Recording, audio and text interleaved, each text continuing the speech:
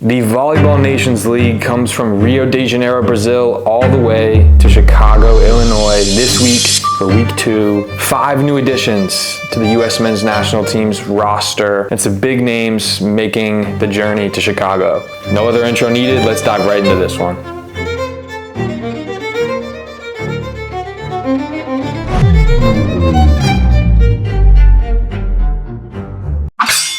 What is going on, everyone? Welcome to the channel. If you're new here, I'm Mitch Starkenberg, volleyball journalist, content creator, YouTuber, whatever you want to call it. Love to document the sport and do my best to grow the game of volleyball. And one of the best ways to do that is to show up in person and support these events when they're in the States. And this week, the VNL is in Chicago, Illinois. So I will be headed there on Saturday and Sunday because I'm paying for this on my own dime and can't make it the whole week, but really excited for this week. We got some big Olympic names from the US joining the roster, like I said, and I'm excited to watch them play and see how this US team faces off against some of the best teams in the VNL. So if you haven't seen the full roster for week 2, the 5 main additions are Kyle Ensing, Jacob Pastor, Shane Holdaway, Micah Ma'a, and Eric Shoji. Getting the 3 players with Olympic experience back onto the team for week 2 is huge because we're facing some big foes on the schedule this week. We have China, who's ranked 9th in the VNL through week 1, Canada, who's ranked 7th, and they are a really hot team right now with some explosive players, including Dane and Gemma. And we play Poland, the number 1 team in the tournament, and Wilfredo Leon isn't traveling to this leg of the tournament. They're still a very potent team, and they're going to be a tough matchup. And lastly, Italy, who is the 5th overall team in the VNL through week 1. And while the US is ranked 12th and they're 2-2 in the first week, you have to remember, very young roster on that first week, a lot of new faces, new coach. And the US had chances to win a third set that week. I think they played some good volleyball and had some opportunities to extend some of the matches that they lost.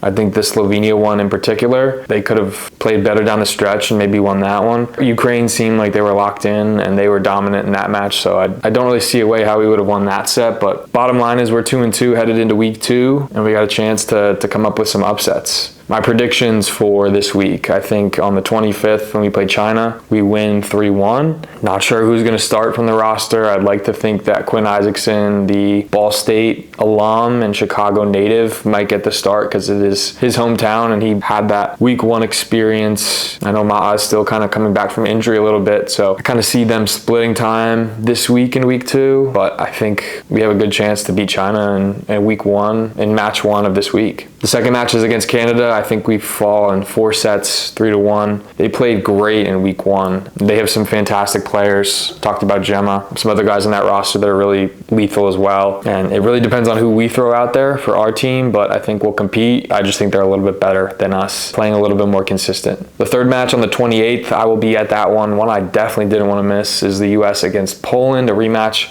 from the Olympics, that epic game in that semifinals match. This one is going to be spectacular. Although, we don't have DeFalco, Christensen, Anderson, they don't have Leon, some of their big juggernaut guys. I think it's still going to be a classic match between 2 great teams. Poland, the best team in the tournament so far. Look to see them to really dominate this match in a lot of areas, especially serving and serve receive. I think they're going to win 3-0, but I think we'll keep it close. Not going to give up on our chances to win, but I just think Poland's playing at a different gear right now, above everyone else, and they're going to be tough. Last match on Sunday the 29th, I think we go 5 with Italy, and that could go either way. They are ranked better than us, but I think it's a coin flip if we win that one or lose that one. So depends on the result, the legs, how energized we are playing a back-to-back after the Poland match. But given the resolve of this team and how much they've shown to fight in week 1, I think we got a chance to beat Italy in a tight game. Best performers this week, I have my eyes on 3 guys. Ethan Champlin, I think he showed out really well in the final match of week 1 where he got his starting play in that one. I think Eric Shoji comes in and makes a difference in serve, receive, and defense, really stabilizing first contact for our team. And then lastly, I think Kyle Ensing is going to be a a good addition on the right. Hobus has played awesome, but it'll be nice to have a good second guy at that position with some veteran experience to stabilize that role when we need it. Hobus is probably not going to play every single match. And then just some lineup predictions. I think Cooper Robinson's still going to be the heavy hand on the outside. It's been evident that Karch really likes to go to him. He's playing at a really high level. He's going to make mistakes. He's,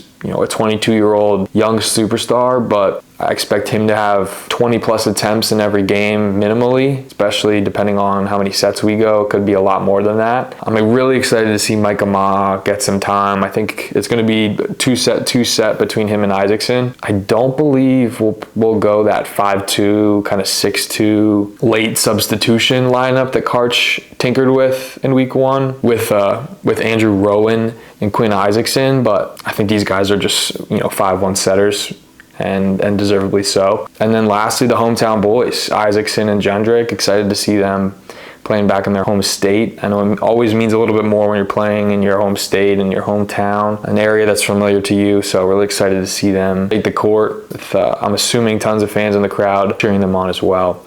Like I said, I will be headed to Chicago for the last 2 games of this week's VNL. Super excited for that. I don't have official videographer status, so I'm unable to record the match and get footage and analyze and break down film, but I'll do my best to get some interviews and content with some of the players, some people there, and just keep documenting the VNL as much as possible on this channel. So if you're into that, stay tuned for great videos to come from week 2 and the rest of the season as well. That's all I got in this one. Thanks for watching.